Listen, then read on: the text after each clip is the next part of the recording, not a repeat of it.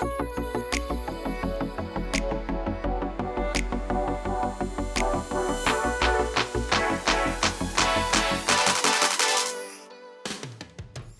everyone. Welcome to the Future Construct podcast. I am your host, Amy Peck, and we have a fantastic guest with us today. We have Todd Mustard, who is the Vice President of TAUC, which is the Association of Union Constructors. Welcome, Todd. Hey, Amy, thanks for having me. So we have a lot of ground to cover today. But I'd like to start by just asking you, how did you get into this business and, kind of land in your career where you are today? Sure. It was very serendipitous. I had my first job out of college. I worked for America Online, AOL, and I moved from Oklahoma, Norman, Oklahoma, to Arlington, Virginia. Well, technically Reston, Virginia. And I worked for AOL for a couple of years. It was right after the AOL Time Warner merger, and had survived multiple rounds of layoffs. And then I made the mistake of getting promoted, moved to a new department, and then another layoff hit.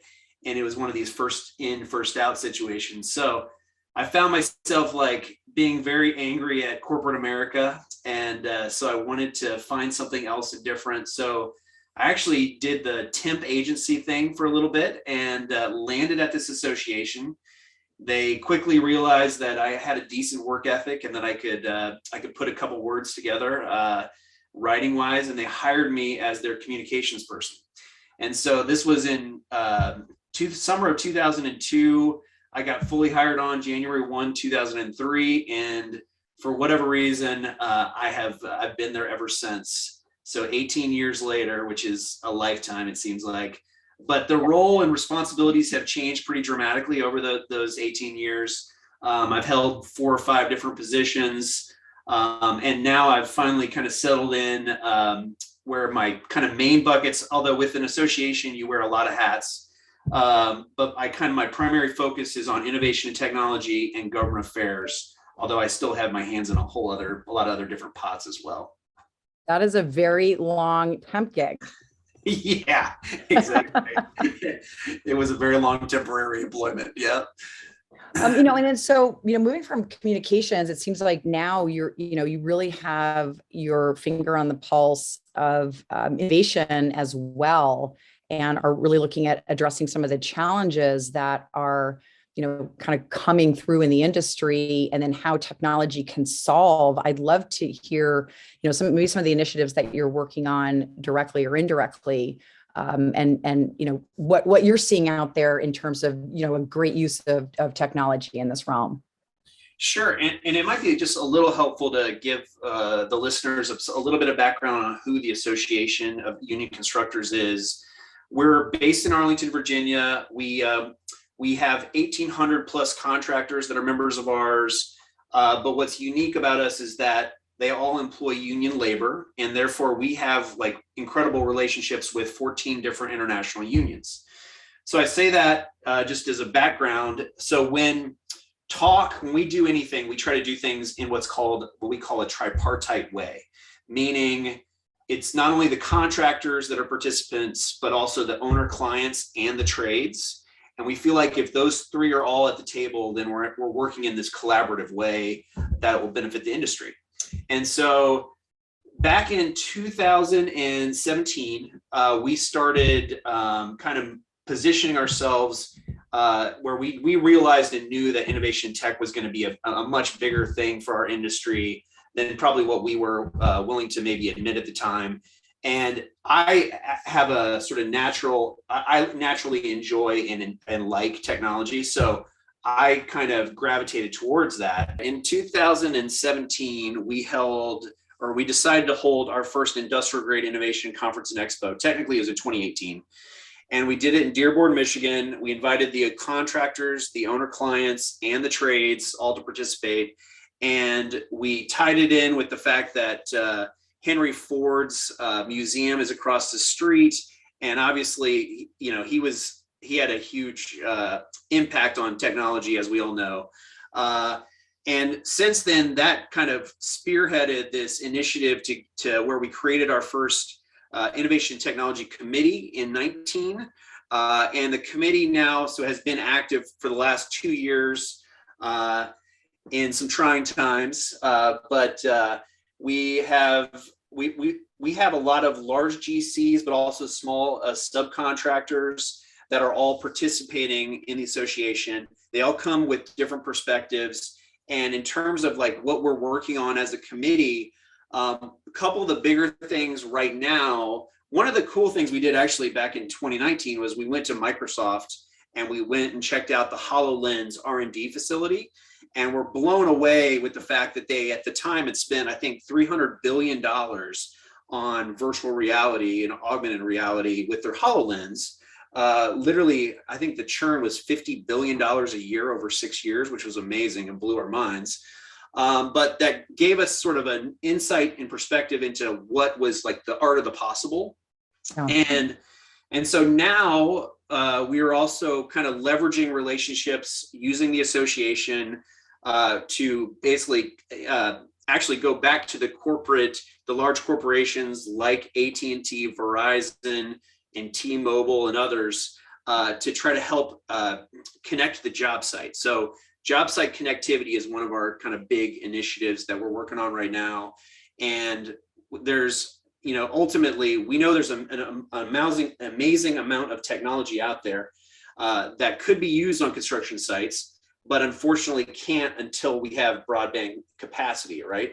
And so the committee right now is in the process of working up a number of different case studies, from small, week-long projects to billion-dollar, multi-year, projects that would require a whole host of different, activities and needs and desires.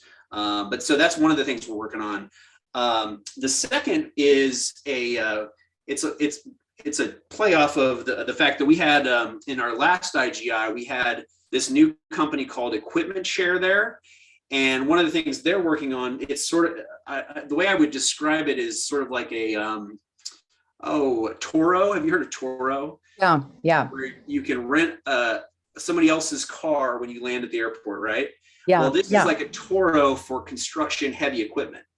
And so the idea here is you put sensors on a whole bunch of stuff, and if that scissor lift is inactive and hasn't moved in a while, they say, hey, you can basically offset your cost by allowing someone else to use it or repurpose it, right?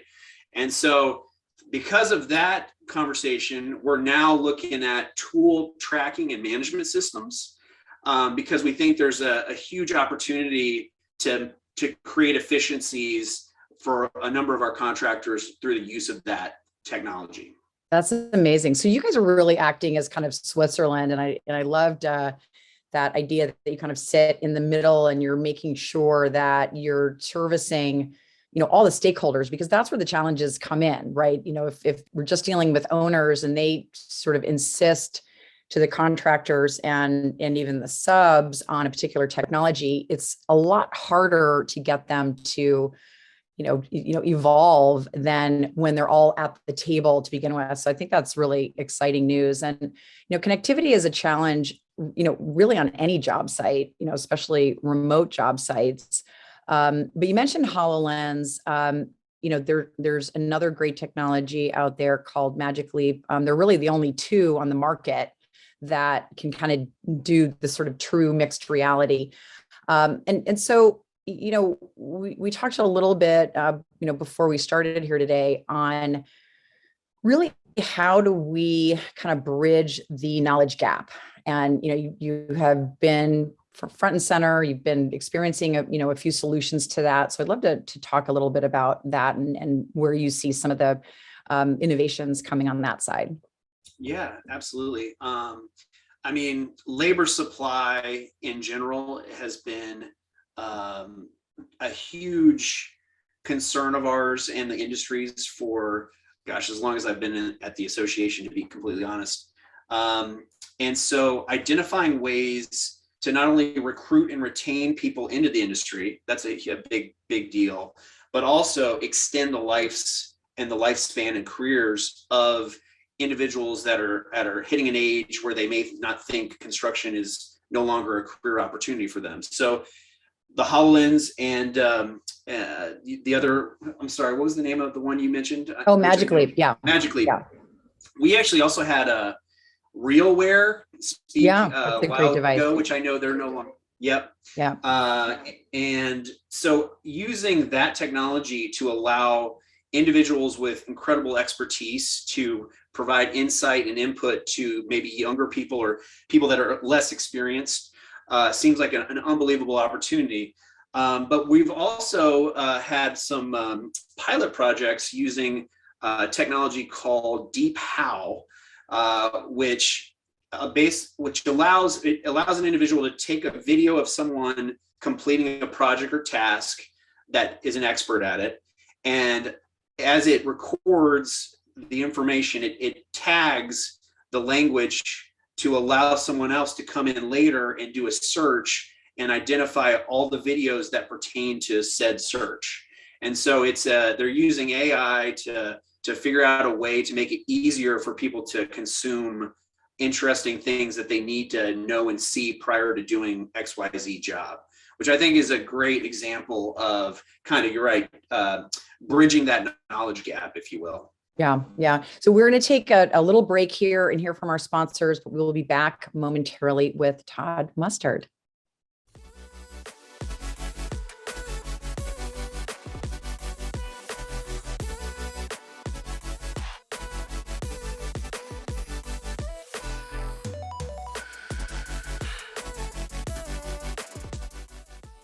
And we are back with Todd Mustard from TAUC. So, you were talking a little bit before the break about Deep How and some of the, recording and capture side. But, technology is going to be really, really important in kind of enticing the next generation workforce. In fact, it's going to be an imperative. If you don't have emerging tech, you're not going to be able to attract this next generation workforce. So how is the industry tackling that piece of it as well? It's a great point. And we've often talked about how technology innovation can be used to change the perception of construction, because the general public have a lot of, I think, preconceived notions of what construction is or isn't. And I think innovation tech is definitely one way to highlight the fact that our industry is changing pretty dramatically. Obviously, drones come to mind, 3D printing, all this other really interesting, neat stuff. We have one example of what we've done is we actually had the volunteer president of the Girl Scouts of America speak at our last IGI event this past August in St. Louis. And she connected us with 3 or 4 different troops in the local area, and they all came and checked out the trade show. They got to play with, $100,000 Spot the Dog from Boston Dynamics, and do a number of other things that they were wowed and amazed by. But it was just having young people at an event like that too, just created such a really cool energy that I think other people, appreciate it as well. But I think the example there is, if we can show people like live and in the flesh, true examples of how we're changing and how we're adopting new technology to make ourselves more efficient, effective, safer, et cetera, it's going to change, how people see construction. Another example is my kids were in an aftercare school program, and I demonstrated a 3D printing competition that was run by NASA of a group that won the ability to create habitats on Mars. And I think, even though, that's a little conceptual, I think that's it definitely blew them away with sort of the art of the possible again, and shows just how dramatically, our industry is not, we always say what your father's or grandfather's, union was doing or construction was. So I don't know, those are just a couple examples. No, and I love that. And I love the fact that, you're also focused on young girls, because, it's the diversity and inclusion piece, and it extends beyond just gender and race. It's really about, experience and culture. There's so much that goes into what is diversity. But we have to start somewhere, and getting more women into this industry. And it's not just the AEC industry. I mean, all of the industries have this challenge. And so making it more accessible and welcoming, I think is, I applaud your efforts there as a woman in tech. But just, as a human in tech, right? We want to have the, kind of broadest swath of people to help us solve some of the challenges that are coming forward. I think that's really exciting. So I do know that you have to pick up your kids soon. So we'll tackle one more topic on kind of innovation. And what would you say to kind of, your, future kid, your kids in the future, 20 years from now, and this is going to lead us to our last question. What are some of the types of careers that they could look at? You mentioned 3D printing. There's a lot of sort of prefab going on. There's engineering. What are some of the cool jobs of the future that you see evolving now that actually our kids today can actually shape? So my wife actually, she works for an NGO called the Ocean Conservancy. So they're very focused on sort of the environmental impacts and like cleaning, making sure the ocean is clear of plastics and stuff like that. And it's funny, construction, because a lot of our members work in sort of very heavy industrial, oil and gas, all this other stuff. But construction is also in many ways sort of the answer to help kind of address some of these climate concerns, whether it's doing carbon capture and sequestration, or the solar field work, or the hydro dams, et cetera. I think construction in this, I don't often hear this argument, but construction is actually a huge opportunity for us to address any climate concerns that people may have. And so I think one way to get kids excited about this, like future of how they could physically impact how we address climate, is actually through construction, which, for whatever reason, I don't think enough people are talking about. And I think the youth in general are pretty concerned about this, as are, many others. But I think there's just huge opportunities. And we've got a couple of large projects that our contractors are going to be working on.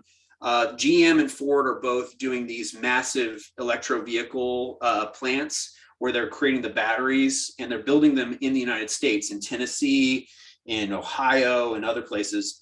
And so these are just examples of like moving us to like a clean air, cleaner environment that I think will benefit all of us, in the United States and the world. And I think construction has a huge impact to that, which I'm personally very, very excited about.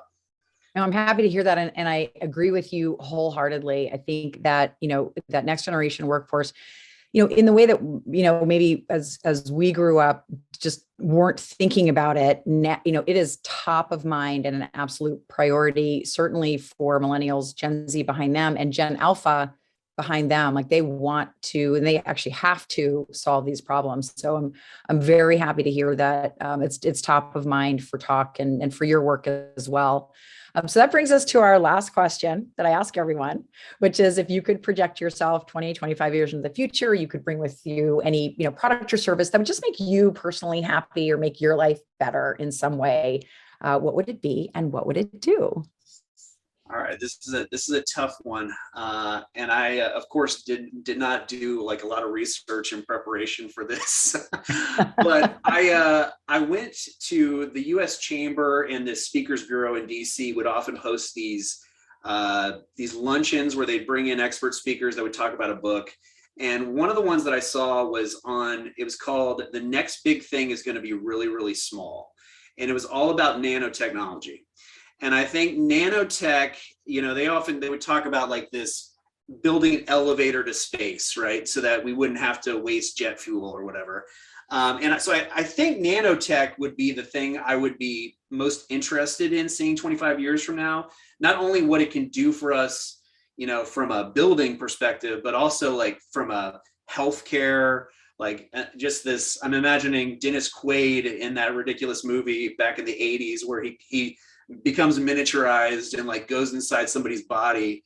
But having like nanotech be able to basically find cancer cells and destroy them in people's bodies, I think is just would be unbelievably amazing. So I love that's that. my It's like crazy answer. a little video game inside you, like shooting at any of the cancer cells. There you go. I would have one that would like push the donut back out and going, no, you don't need that. Yeah, stop. Just stop right there. Stop right there.